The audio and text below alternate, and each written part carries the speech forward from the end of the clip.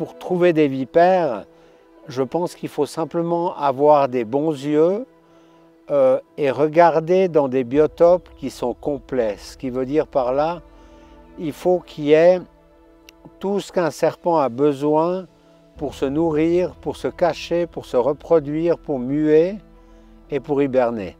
Donc les endroits où il y a des roches, de la mousse, des buissons, des orties, des myrtillers, des fraisiers, des framboisiers et un peu d'herbe, tu es dans les possibilités d'observer des vipères. Il faut qu'il y ait ces 5 facteurs-là, et si tu as ces 5 facteurs-là, tes possibilités d'observer des serpents sont quand même plus grandes.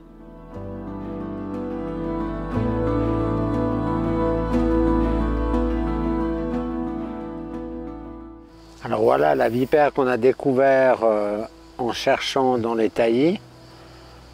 C'est un mâle adulte qui est bien blanc et noir, bien marqué, typique à l'espèce chez la vipère aspic, donc avec des motifs extrêmement larges et bien contrastés. Ma foi, elle n'est pas de très bonne humeur parce qu'il fait chaud. Et puis les serpents n'aiment pas tellement la chaleur que ça. Donc autant étonnant que ça paraisse, on pense qu'il y a beaucoup de serpents quand il fait très chaud, mais c'est le contraire. Plus il fait chaud, moins on en voit. Alors pour observer les crochets à venin d'une vipère, c'est une chose que je ne fais pas souvent, sauf pour expliquer aux gens, pour leur montrer ce que sont en réalité des crochets à venin et qu'est-ce qui est dangereux chez une vipère, mais je le fais relativement rarement parce que c'est quelque chose qui est pas utile à faire, c'est utile à montrer de temps en temps, mais d'habitude je ne le fais pas. Alors je dois la prendre derrière la tête. En dessus des crochets à venin, il y a une gaine en peau qui est la gaine de protection des crochets à venin. C'est-à-dire que quand le serpent a la mâchoire qui est fermée, ces gaines recouvrent le crochet et évitent que le serpent se blesse.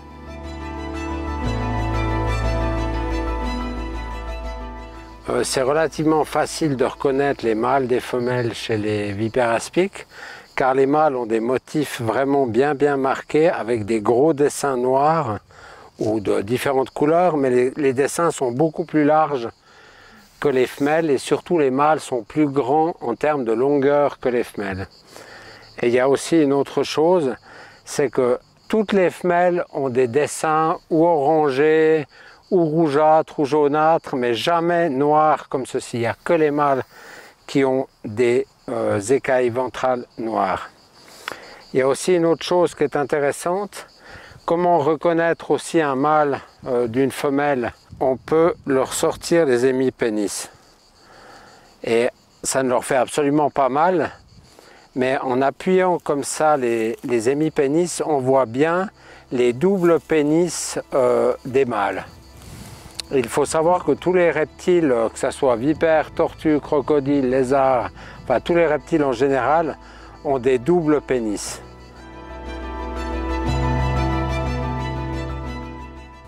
C'est quoi là? Une femelle qu'on appelle mélanotique. Mélanotique, c'est-à-dire qu'au lieu d'être complètement noire et complètement mélanique, elle a des motifs, de légers motifs orange entre le noir. Donc on voit bien qu'elle n'est pas complètement noire. La tête est noire, mais les autres motifs sont orangés. Donc on voit des dessins, ce qui fait qu'on l'appelle mélanotique. Et c'est comme ça qu'on les différencie entre les mélaniques qui sont complètement noires, qui n'ont pas du tout de motifs, et les mélanotiques. Les femelles, elles ont un ventre qui est rougeâtre ou qui peut être brunâtre, verdâtre, avec tout un tas de reflets. Mais comme cet individu-là est carrément rouge, eh ben c'est aussi comme ça qu'on peut reconnaître une femelle. Et une autre chose aussi qui est intéressante, c'est la longueur de la queue par rapport au mâle. Donc la queue est beaucoup plus courte et beaucoup plus étroite en bas. Les vipères de cette couleur-là mettent bas des petits de couleur normale qui au bout de 2 ans deviennent mélanotiques comme la mère.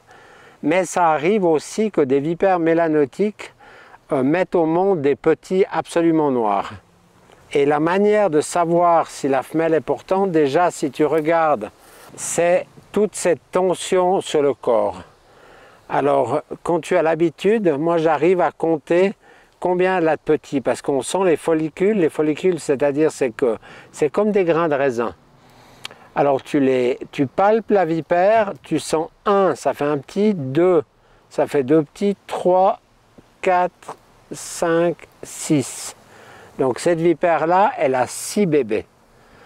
Je m'amuse toujours parce que quand je mets des photos ou que j'attrape des vipères comme ça, les gens sont plus impressionnés par les vipères qui sont noires que par les vipères qui sont de coloris normale.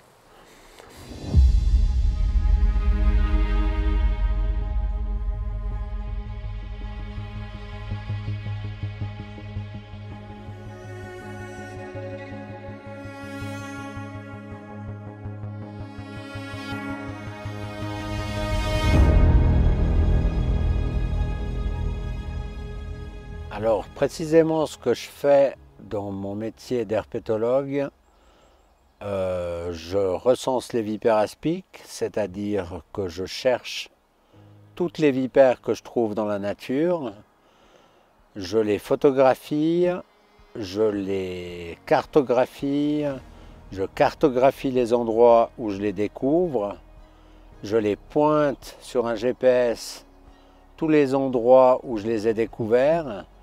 Et puis surtout, je photographie les motifs du corps et de la tête pour pouvoir les retrouver et voir les déplacements qu'ils font sur le courant de l'année. Alors oui, des vipères, il y en a absolument partout, quoi. Il n'y a pas un endroit du Valais où il n'y a pas de vipères. Après, ce qu'il y a de particulier, c'est qu'il y a des endroits où les populations sont plus importantes, comme l'endroit où on est ici. Là, il y en a clairement beaucoup, mais il y a des endroits où il y en a beaucoup moins, tout simplement parce qu'il n'y a pas le biotope pour, parce qu'il y a moins de nourriture, parce qu'il y a moins de roches. Le biotope ne se prête pas à ces espèces-là, donc tu vas en trouver, mais il faudra que je cherche beaucoup plus longtemps pour en trouver une ou deux. Et il y a des endroits, comme l'endroit où on est, où en une demi-journée, j'en trouve 15.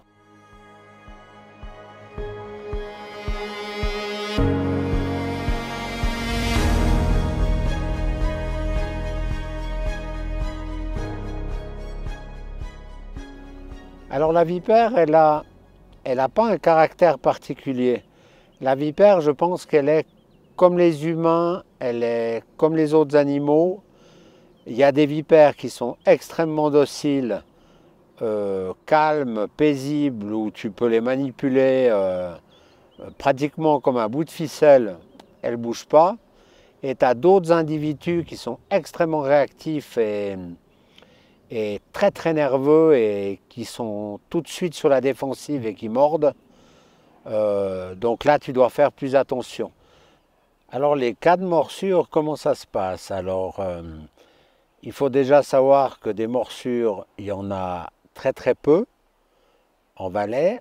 Je dirais que la moyenne, c'est entre 9 et 14 morsures par année, ce qui est absolument insignifiant, parce que des vipères, il y en a des milliers et des milliers, donc c'est vraiment un petit nombre de morsures, mais principalement les raisons pour lesquelles il y a des morsures. Bon, la première, c'est les gens qui mettent leurs mains dans des tas de bois, des tas de branches, sur des pierres, et qui ne font pas attention, ou qui soulèvent des pierres et qui ne font pas attention. Et il y en a une dessus ou une dedans et ils ne l'ont pas vu. Et le serpent, ben, ma foi, il se défend comme il peut. Si tu le touches, ben, son réflexe c'est de mordre, parce qu'il n'a que ce moyen-là pour se défendre. Et l'autre raison qui est quand même relativement courante, c'est quand tu essayes de les attraper, et il y a des gens qui pensent être capables de faire ça quand ils ne l'ont jamais fait, et ils attrapent cette vipère de la mauvaise manière et elle se retourne et elle les mord. Donc il y a quand même passablement de gens qui ont des accidents graves ou moins graves, mais parce qu'ils les ont clairement enquiquinés. On peut avoir des symptômes vraiment graves avec le venin des vipères, mais des morts dues aux morsures de vipères. Le dernier mort qu'il y a eu, c'était en 1964. Et donc ça fait 60 ans, donc l'année de ma naissance. C'est la dernière fois qu'il y a quelqu'un qui est mort d'une morsure de vipère. Par contre, tu peux avoir une quantité de symptômes vraiment très importants. C'est-à-dire, tu peux faire des allergies épouvantables, tu peux avoir des problèmes cardiaques, tu peux t'évanouir, tu peux avoir des vomissements, tu peux avoir des pertes de vue, tu peux avoir des absences pendant des courts moments, tu peux avoir une quantité de choses impressionnantes avec une morsure. Mais avec un bon médecin et puis avec un appel des secours rapides, tu te remets sur pied en 1 ou 2 jours et le problème il est réglé. Alors oui, je me suis fait mordre passablement de fois dans ma vie, oui, ça oui. Ce qui est du fait d'arrêter, non, j'arrêterai jamais. Parce que c'est ma vie, c'est mon métier. Et puis surtout une chose, il y a plein de gens qui ont des accidents dans leur vie, que ce soit par exemple un accident de voiture et tout. Tous ces gens-là, bah, ils reprennent leur voiture et puis ils continuent à conduire. Donc pour moi, une morsure de vipère, je suis conscient que c'est dangereux et que ça me crée certains problèmes plus ou moins graves, mais j'attache pas tellement d'importance.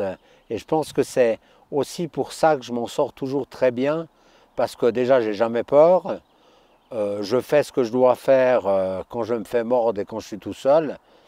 Ensuite, si j'ai un problème, j'appelle les secours.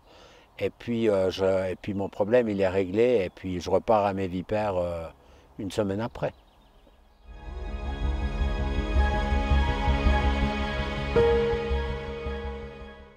Ce que j'aime chez les vipères, c'est que c'est un animal sauvage, donc tu fais pas ce que tu veux avec. Hein. C'est pas un chien, tu peux pas lui dire assis, couché et mange. Mais oui, je leur parle des fois quand elles sont euh, extrêmement agressives et que je dois les photographier ou que je veux les photographier, je leur dis gentiment, écoute, laisse-moi le temps de faire 4 photos et puis après je te laisse tranquille et tu peux repartir dans ton pierrier. Et puis ce qui est très étonnant, c'est que chaque fois que je fais ça, ça marche à tous les coups. Mais c'est un leurre parce que c'est plutôt mon comportement avec elle qui fait qu'elle se calme. C'est-à-dire que mes gestes sont tellement tranquilles et j'ai une manière de les toucher qui fait qu'elles ne se mettent pas dans une situation de peur et de crainte à mon égard. Mais oui, je leur parle. Alors les vipères, elles ont un cerveau, mais elles ont un cerveau reptilien, c'est-à-dire un cerveau qui est bien développé pour se déplacer, pour retrouver leur biotope, pour trouver des proies, pour se nourrir, pour fuir, mais pas pour réfléchir, pas pour avoir une réflexion humaine.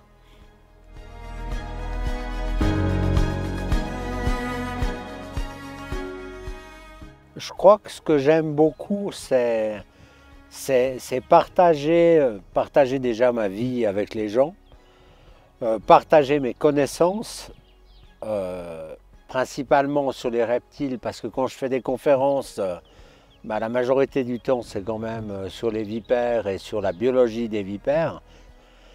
Et puis ce que j'aime surtout, plus que tout, c'est partager ça avec des jeunes, avec des adolescents, pour leur transmettre en fait ce que je sais et pour qu'après moi, il y ait des gens qui s'intéressent à la même chose que moi et qui ont envie d'aller les observer et éventuellement des étudier ou d'en faire leur métier comme je le fais moi. Alors pourquoi j'ai cette passion des vipères? Parce que quand j'étais un jeune garçon, mon père, il a ramené à la maison une couleuvre d'Esculape, qui est un serpent non venimeux mais assez impressionnant et grand. Et puis il l'a amené pour me la montrer. Et puis je regardais cette couleuvre dans ce petit sac rouge qu'il avait amené. Et puis j'étais fasciné par ce serpent qui sortait sa langue et qui bougeait dans ce sac. Et je ne peux pas dire ce que ça a fait, mais ça a déclenché un intérêt pour ces animaux chez moi tel que je lui ai dit, je ferai que ça de ma vie jusqu'à ma mort.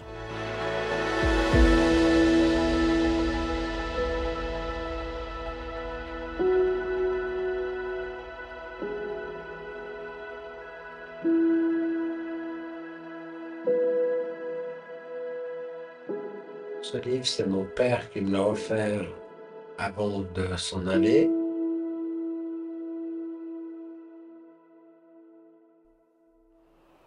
Alors mon papa, c'était quelqu'un d'assez complexe. C'était, bon, déjà c'était un prof de maths au collège de Sion. En plus de ça, c'était un mycologue, donc un spécialiste en champignons.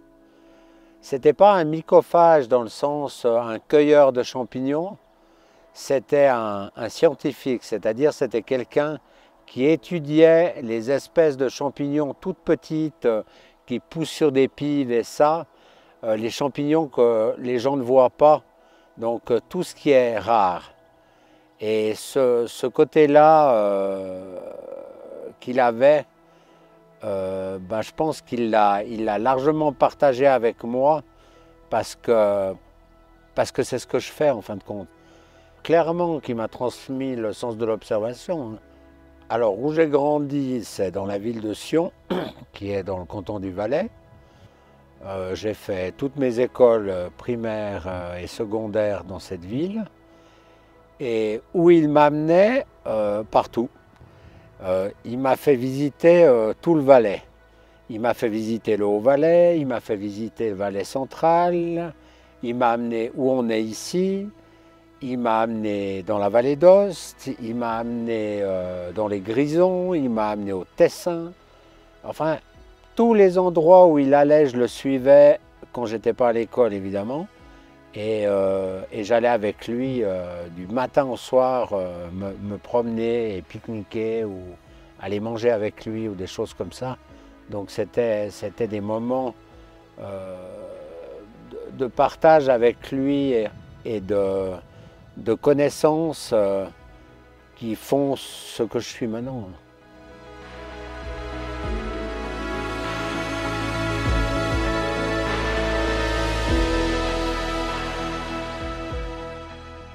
Je ressens exactement les mêmes choses qu'il y a 50 ans quand je me promenais avec lui. Simplement, il n'est plus là. Mais quand je suis tout seul à chercher mes vipères ou que je vois des insectes, je vois des champignons, je vois des plantes, ou que je suis capable d'expliquer à d'autres personnes qui viennent avec moi tout ce que c'est, en fait, il est toujours là, mon père. Il est toujours en promenade avec moi. Il n'est pas là physiquement, mais mentalement, je fais toujours des promenades avec lui.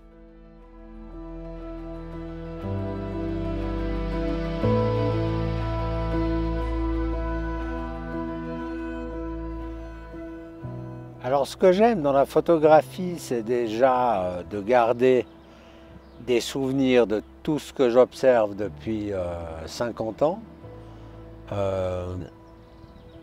J'aime recenser toutes les vipères que je trouve, ce qui fait que ça donne pour moi, ça me donne une cartothèque Et puis des souvenirs, bon, j'ai beaucoup de mémoire sur les animaux que je trouve, mais quand tu as à peu près 140 000 photos de vipères sur seulement le territoire du Valais et un petit peu les cantons limitrophes, ça fait quand même passablement de coloris différents. Et pour ce qui est des photos des autres sujets, que ce soit les insectes, les oiseaux, que ce soit les vaches, que ce soit les cerfs, je pense que je suis une personne qui est ouverte à tout et qui est intéressée à tout. Qui est Yves? Ça, c'est la grande question. C'est la grande question existentielle.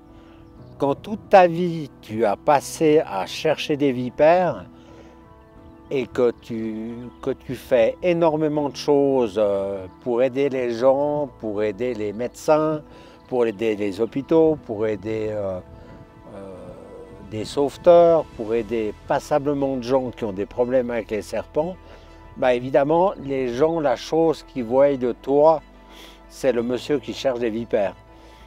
Et puis ça, c'est un truc qui maintenant me dérange parce que je pense que je suis pas que ça. Je suis ça aussi, mais ça, c'est qu'une partie de l'année. Hein. Je pense que je suis quelqu'un qui m'intéresse aux gens, ça oui. Je suis quelqu'un qui m'intéresse à mes amis, qui m'intéresse à ma famille, qui m'intéresse à ma fille. J'aime discuter de plein de choses avec les gens, mais si possible, pas de serpent quand ce n'est pas nécessaire. C'est clair que si les gens ont un problème, je vais parler de serpent avec eux, mais si ils ne me parlent pas de serpent, tu ne me verras pas parler de serpent. Et puis je pense que je suis quelqu'un qui est sensible à la vie des gens et aux soucis des gens et pas seulement aux vipères comme beaucoup de gens pensent. Alors oui, bah, j'ai évidemment plusieurs passions et plusieurs intérêts, mais il y en a un de particulier que j'ai, c'est de chercher des bois de serre. Ça, c'est une passion que j'ai depuis, ouais, je pense, 30 ans. Alors, j'ai chez moi, évidemment, énormément de bois de serre. Je pense qu'il n'y a pas 1 millimètre de mon appartement où il n'y a pas un bois de serre. Et ce que j'aime beaucoup, c'est les trophées. Déjà, tout ce que je découvre dans la nature. Des trophées de bouquetins, des trophées de chamois, des trophées de chevreuil, des crânes de cerf qui sont morts pendant l'hiver. Et en plus de ça, à côté de ça, ben, je collectionne passablement de crânes d'animaux que j'achète et que je fais venir avec les autorisations nécessaires parce que tu ne peux pas acheter ça n'importe où. J'ai des crânes de grizzly, j'ai des crânes de lion, j'ai des crânes de crocodile, j'ai des crânes de serpents à sonnette, j'ai énormément d'animaux et de choses comme ça, ce qui fait que mon appartement est un véritable musée. Si je pouvais avoir un super pouvoir, eh bien, il n'y a aucun rapport avec les serpents ou les vipères ou quoi que ce soit. C'est qu'il y ait moins d'enfants malheureux, qu'il y ait moins de gens qui aient des soucis dans la vie, et puis qu'il y ait plus de gens qui arrivent à sortir de leurs soucis et à observer la nature et ce qu'il y a autour d'eux.